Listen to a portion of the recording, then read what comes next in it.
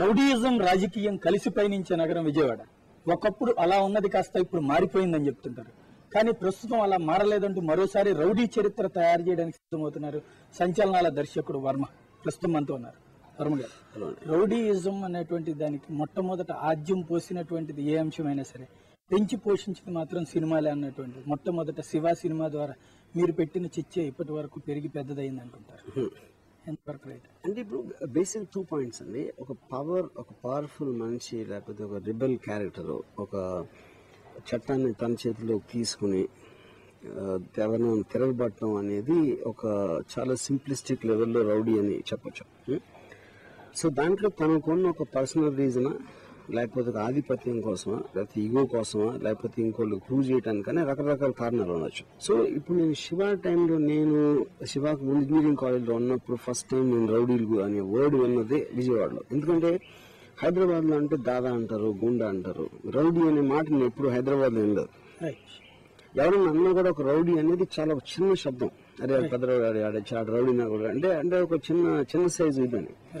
కానీ విజయవాడలో దా వర్డ్ కి ఒక చాలా లార్జర్ దెన్ లైఫ్ క్వాలిటీ.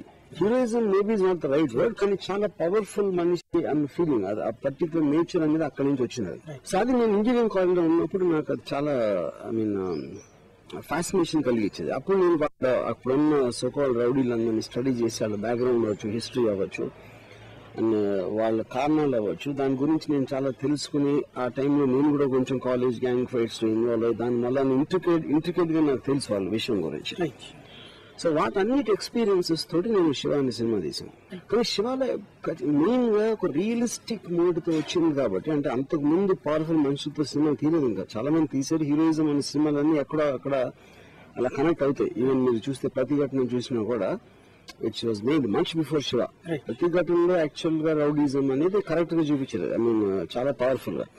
కాబట్టి శివ అంటే మెయిన్ గా రియలిస్టిక్ అట్మాస్ఫియర్ క్రియేట్ చేయడం వల్ల ఇంపాక్ట్ అనేది ఇంకా బెటర్, ఇంకా ఎక్కువ వచ్చింది. తెలుసు, కాలేజీ చదివే రోజుల్లో విజయవాడలో ప్రారంభమైనటువంటి ఎక్కువ రౌడీజం అంతా కూడా కులాల వారి ఆధిపత్య పోరు. కులాల వారి ఆధిపత్య పోరు కాస్త వేరే రూట్ లోకి తీసుకుపోవడం వల్ల అది కాస్త ఒక ఫ్యాషన్ గా, రౌడీజం అనేటువంటిది ఒక ఫ్యాషన్ గా స్టార్ట్ అయ్యడానికి, అంతకుముందు కూడా కాలేజీలో చదువుతున్నటువంటి విద్యార్థులు తమ పక్కన ఉన్నటువంటి కులం వాళ్ళతో గొడవలు పడటం కోసం చేసినటువంటి గొడవలు కాస్తారు. కొత్తగా ఇది ఒక హీరోయిజం అన్న ఫీలింగ్ రాలేదంటారా ఆ తర్వాత? పర్సనల్గా నేను అంత ఒప్పుకోనండి దానికి. ఎందుకంటే మోస్ట్లీ రౌడీజం అనేది ఇండివిజువల్స్ మధ్యన అయ్యోమలని వస్తుంది. అంటే ఇప్పుడు దానికి ఇప్పుడు నేను కాలేజ్ చదివినప్పుడు హైదరాబాద్ లో ఉండేవారు, లేకపోతే డే స్కాలర్స్ ఉంటారు, లేకపోతే హాస్టల్లో ఉండేవాళ్ళు ఉంటారు, లేకపోతే సడన్ గా ఆంధ్ర, తెలంగాణ ఇలాంటి రకరకాల వర్గాలు. కానీ ఒక ఎక్స్క్యూజ్ కానీ మెయిన్ కాన్ఫ్లిక్ట్ ఎప్పుడు అనేది దీని నుంచి వస్తుంది. అందుకని మీరు వేరే వర్గం వేరే వేరే కాస్టులు కూడా ఉంటారు దాంట్లో. మీకు థియరిటికల్ గా చెప్తారు కానీ అది మెయిన్ రీజన్ నేను ఎప్పుడు ఒప్పుకున్నాను అసలు. రైట్. అంటే విజయవాడలో మీరు చూస్తే మొట్టమొదట కమ్యూనిస్టులు ప్రారంభించినటువంటిది, వ్యాపారాలకు సంబంధించినటువంటి వ్యవస్థ ప్రారంభమైంది. వ్యాపారుల మీద ఆధిపత్యం కోసం ముఠాల సంస్కృతి స్టార్ట్ అయింది. ఆ ముఠాల వాళ్ళ ద్వారా వ్యాపారాలు దెబ్బతీస్తున్నారని కొంతమంది వ్యాపారులు ప్రారంభించినటువంటి పెంచి పోషించినటువంటి నేతలే రౌడీలు. వాళ్ళ నుండి వాళ్ళు వీళ్లతో కలిసి సెటిల్మెంట్లు చేయడం, వ్యాపారుల తరపున ఒక వంగవీటి రాధా, ఒక దేవినేని గాంధీ లాంటి వాళ్ళు రావడం, ఆ తరువాత వాళ్ళని కంట్రోల్ చేయడం కోసం, అంటే కమ్యూనిస్టులు ఏమో ముఠాల తరపున, కార్మిక సంఘాల తరపున వ్యాపారులతో మీద ఒత్తిడి తీసుకొస్తే ఆ ఒత్తిడి కంట్రోల్ చేయడం కోసం అని చెప్పేసి వ్యాపారులు తీసుకొచ్చి పెంచి పోషించినటువంటి వ్యక్తులు దేవినేనినో లేకపోతే వంగవీటి కుటుంబం. అలా ప్రారంభమైనటువంటి చివరికి వాళ్ళల్లో వాళ్ళ ఘర్షణలు ప్రారంభం.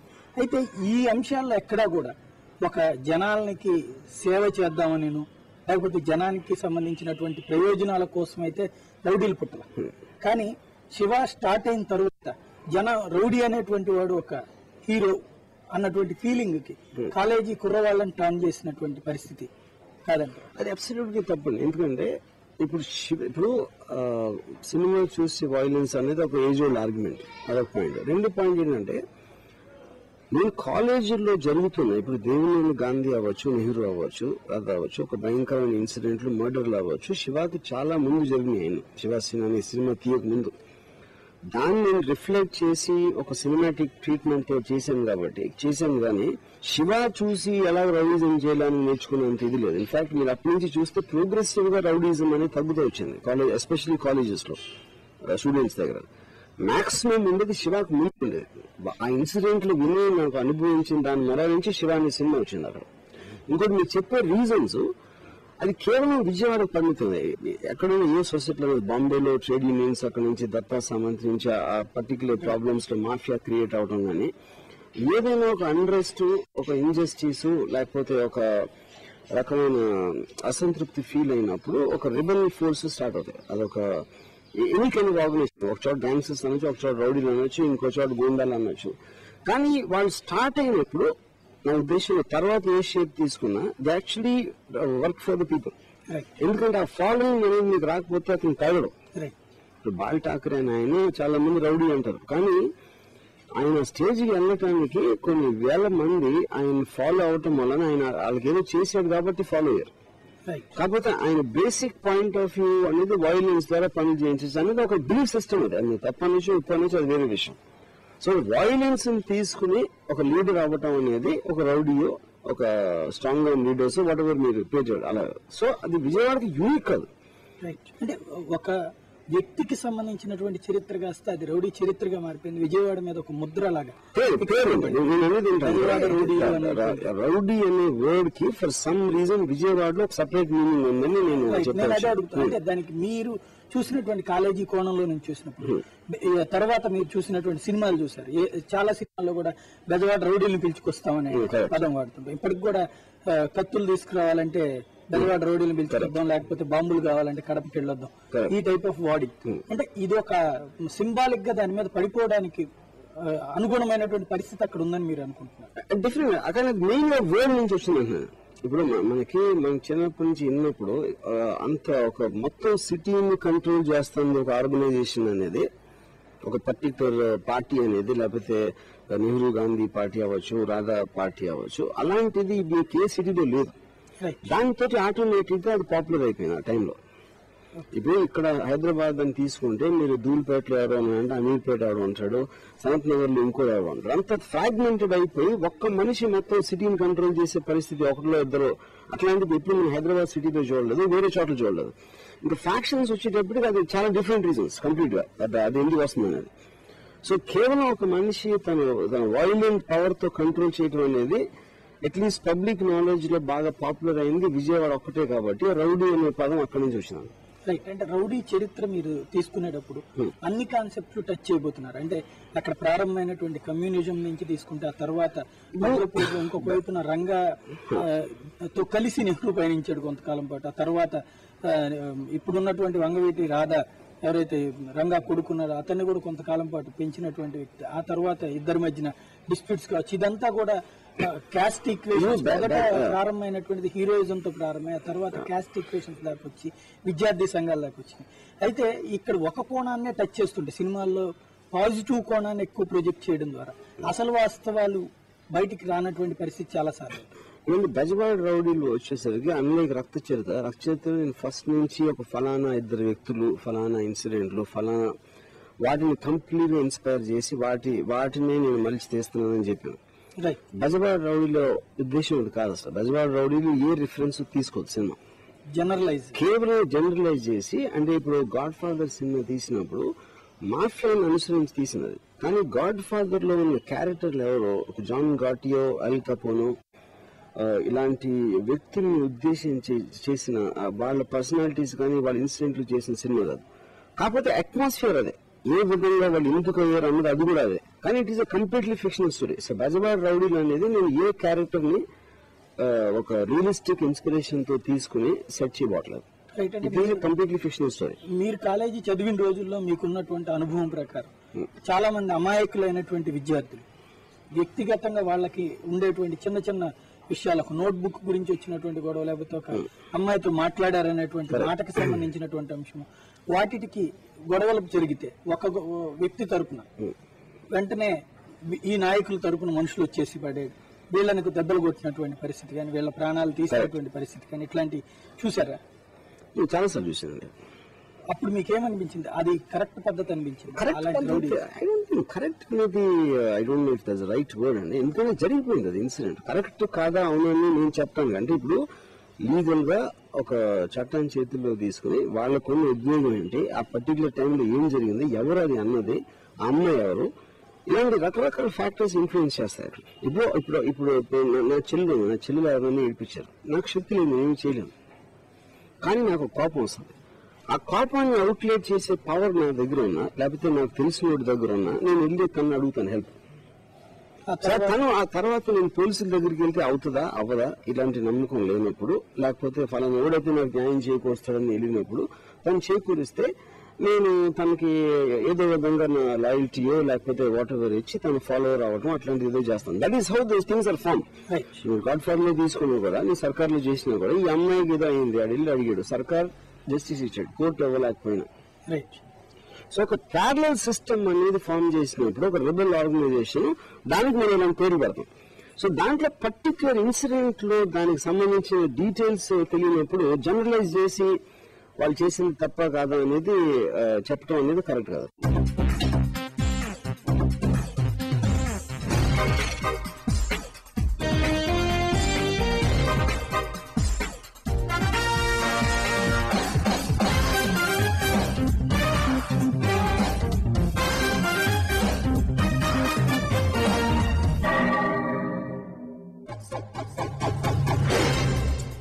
ఫిలిం టైం ప్రతిరోజు రాత్రి 10:30 మీ జెమినీ న్యూస్. ఇది ఒకప్పుడు సినిమా అంటే గనక ఒక వినోదం, కానీ రామ్ గోపాల్ వర్మ సినిమా అంటే ఒక వ్యాపారం. అదే సమయంలో వాస్తవాలకి సంబంధించినటువంటి అంశాలని తీసుకుంటారు, జనం మధ్యలో ఉన్నటువంటి అంశాలు తీసుకుంటారు. ఒక రక్త చరిత్ర కావచ్చు, ఒక రౌడీ చరిత్ర కావచ్చు, ఒక శివ కావచ్చు. ఇలాంటి తీసుకునేటప్పుడు మీరు ఇచ్చేటువంటి ట్రీట్మెంట్ లో గనక సరైనటువంటి ఎండింగ్ ఇవ్వకపోతే, ఇది తప్పు అన్నటువంటి ఎండింగ్ ఇవ్వకపోతే కనుక ఇదే ఇన్స్పిరేషన్ గా తీసుకునేటువంటి పరిస్థితి. సాధారణంగా 16 నుంచి 25-30 మధ్యలో ఉండేటువంటి స్టూడెంట్స్ ఎప్పుడు కూడా సినిమాలకు ఫ్యాషనేట్ అయ్యారు. వాళ్ళు ఆ ఫ్యాషన్ సినిమా హీరోల కింద ఫీల్ అవుతుంటారు. మీరు చూపించే హీరో ఒక రౌడీ అవుతున్నాడు. అది సామాజిక బాధ్యత లాంటి పెద్ద పదాలు నేను చెప్పాను. కానీ మీరు అలా చేయడం వల్ల, మీరు ఇచ్చేటువంటి ట్రీట్మెంట్ లో మూలాలు వదిలేసి జనరలైజ్ గా తీసుకురావడం వల్ల వాస్తవం పోయి అక్కడ ఉన్నటువంటి విద్యార్థులు దాన్ని స్ఫూర్తిగా తీసుకుని రౌడీలుగా మారంటారు. ఇప్పుడు ఈ క్వశ్చన్ నాకు శివ టైం నుంచి అడుగుతున్నాను, 20 ఏళ్ళ నుంచి అడిగారు ఈ క్వశ్చన్. నేను ఎప్పుడు ఇచ్చిన సమాధానం ఇదే. ఇప్పుడు సినిమా అనేది ఒక ఎమోషన్ క్రియేట్ చేస్తుంది. అది నవ్వించవచ్చు, ఏడిపించవచ్చు, లేకపోతే ఒక ఉద్వేగం చేయొచ్చు. అంటే ఇప్పుడు నాగార్జున సైకిల్ చైన్ తెంపితే నేను కూడా తెంపేస్తాను, నేను కూడా సైకిల్ చైన్తో కొడతాను, వాళ్ళు చేస్తారంటే నేను చాలాసార్లు విన్నాను. బట్ యాక్చువల్లీ అది వాస్తవం కాదు. ఎందుకంటే సైకిల్ చైన్ కూడా తెంపలేడు to start with. Mad match చూసినప్పుడు మీరు ఫాస్ట్ గా మోటార్ బైక్ లో వెళ్ళిపోదాం అనిపిస్తుంది. అది ఇప్పుడు వరకు రోడ్డు మీదకి వచ్చి ట్రాఫిక్ జామ్ నిలుకునే వరకు అనిపిస్తుంది. అది కాకపోతే సినిమా పర్పస్ అనేది అది మీకు ఉద్వేగం కలిగించడం అనేది. సో దాంట్లో ఏంటంటే ఇప్పుడు ఒక హమాకే కోన్ అంత గొప్ప సినిమా చూసి అందరూ జాయింట్ ఫ్యామిలీస్ పెట్టాల, షోలో అంత సూపర్ హిట్ సినిమా చూసి ఎవడో డెకోరేట్లకి జాయిన్ అయిపోవాలి. సో అది కేవలం కొంతమంది థియేటికల్ గా మాట్లాడతారు, కానీ దాని యాక్చువల్ ఎఫెక్ట్ అంత స్ట్రాంగ్ గా ఉంటుందని నేను ఫస్ట్ ఆఫ్ ఆల్ బిలీవ్ చేయను. ఎందుకంటే నాకన్నా పెద్ద సినిమా ఉన్నది అని కూడా నాకు తెలియదు. నేను ఏ సినిమా చూసి ఏమి నేర్చుకోలేదు. నేను 17 సార్లు 15 సార్లు చూసి నా సినిమాలో ఉన్నాయి. సో అదొక కేవలం ఒక సినిమాని అందరం చెప్పి 16 ఏళ్ళ నుంచి 30 ఏళ్ళు మీరు చెప్పి వాళ్ళు మనకన్నా తెలియని వాళ్ళు, వాళ్ళు మనం చెప్తే తప్ప మనం అనుకుంటాం అంతే, వాళ్ళకి తెలియదు, వాళ్ళు ఇన్స్పైర్ అవుతారు. మీరు ఒక్కసారి సెన్సెస్ లెక్క తీసుకుంటే కనుక విజయవాడలో 180 నుంచి 200 మంది రౌడీ షీటర్లు శివ సినిమాకి ముందు ఉండేవారు. శివ సినిమా తర్వాత యూత్ లో నుంచి, కాలేజీల నుండి వచ్చి కేసుల్లో దొమ్మిల్లోనూ లేకపోతే దాడులు చేసినటువంటి వాళ్ళు చూసుకుంటే ఆ తర్వాత 650 మంది వరకు రౌడీ షీటర్లు. ఇందులో 400 మంది ఈ సినిమా స్టార్ట్ అయిన తర్వాత వచ్చినటువంటి ఇన్స్పిరేషన్ తో, మొదట ఎవడో ఒకళ్ళను కొట్టి రావడం అన్నది హీరోయిజం. ఈ ఒకళ్ళను కొట్టిన తర్వాత నాయకుడి దగ్గరికి వెళ్ళి, పోలీసుల నుంచి రక్షణ కావాలంటే నాయకుడి దగ్గరికి వెళ్ళి సెక్యూరిటీ తీసుకుంటారు. ఆ సెక్యూరిటీ కోసం ఆ నాయకుడు తర్వాత నుంచి వాళ్ళ లాయర్ని పంపిస్తాడు, పోలీస్ స్టేషన్ లో అతను ఒంటి మీద దెబ్బ వేయకుండా చూస్తాడు. ఆ తర్వాత కంటిన్యూటీలో ఆ నాయకుడికి బంటురోతులుగా వీళ్ళు మారిపోతారు. ఫైనల్ గా వీళ్ళ కెరీర్లు సమాధైపోయినటువంటి పరిస్థితి. ఇవన్నీ బిగ్గెస్ట్ ఇన్సిడెంట్ విజయవాడలో నాకు తెలిసి దేవినేని మురళి తర్వాత మర్డర్ తర్వాత